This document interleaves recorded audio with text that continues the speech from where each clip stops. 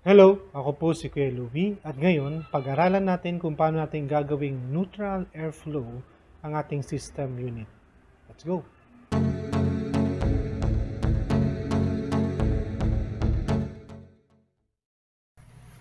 So ito na yung ating system unit at ang airflow nito ay positive airflow kasi itong dalawang fan na to ay nag-i-intake ng hangin papasok.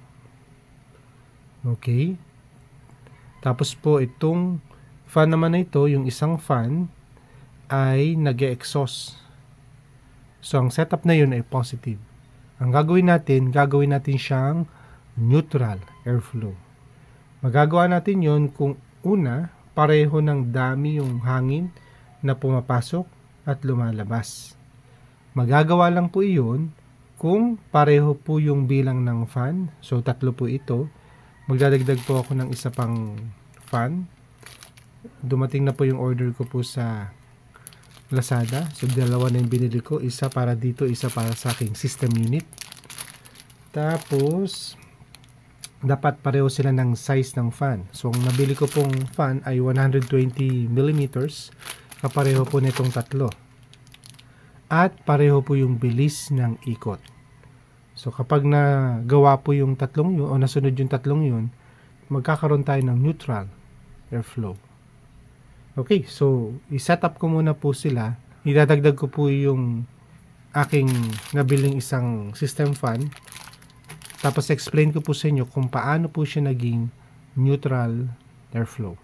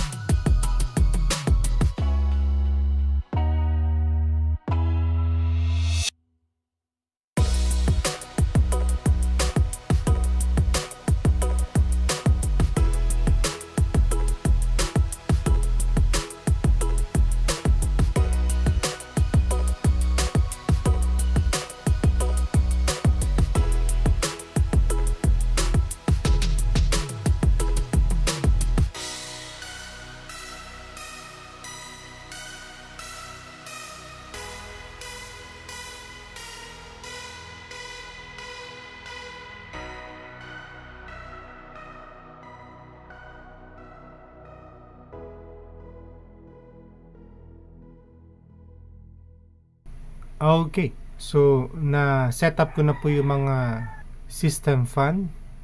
Ang ginawa ko po, ito pong nasa taas ay ginawa ko pong exhaust. Tapos, ito po, exhaust din po ito. Ito naman po, itong dalawang ito po ay intake ng hangin. Kukuha po siya ng hangin galing po sa labas. Okay? So, ito po yung neutral airflow.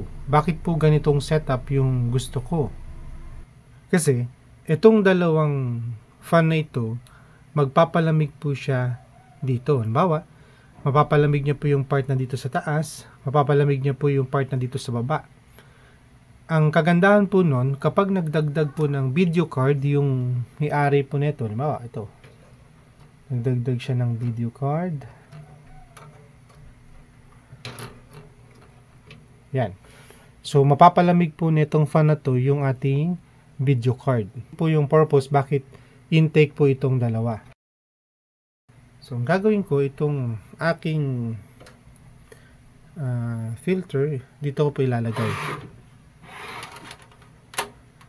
Yan. Para makabawas po ng dust na papasok po sa ating system unit.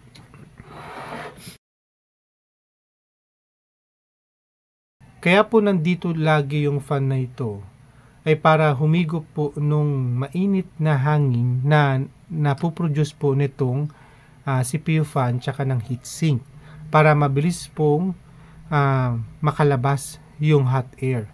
So hindi po ako pabor kapag ito pong fan na to ay intake o papasok yung hangin. Hindi niya nailalabas po o hindi niya nagagawa yung purpose ng system fan na to. So again, for me, ang focus or function ng system fan na ito ay para ilabas yung mainit na hangin na napoproduce po nito. Ganito rin po yung setup ng system fan na ito. Anumang init o hot air ay pwede niya pong ilabas. Bakit nandito po siya sa taas? Tandaan po natin, ang hot air ay magaan. Umaangat po yan.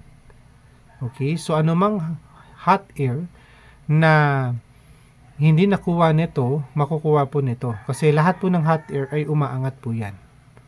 Okay? So, yun ang reason bakit ganyan po yung gusto ko po na setup. Itong dalawa, para kumuha ng hangin, malamig na hangin.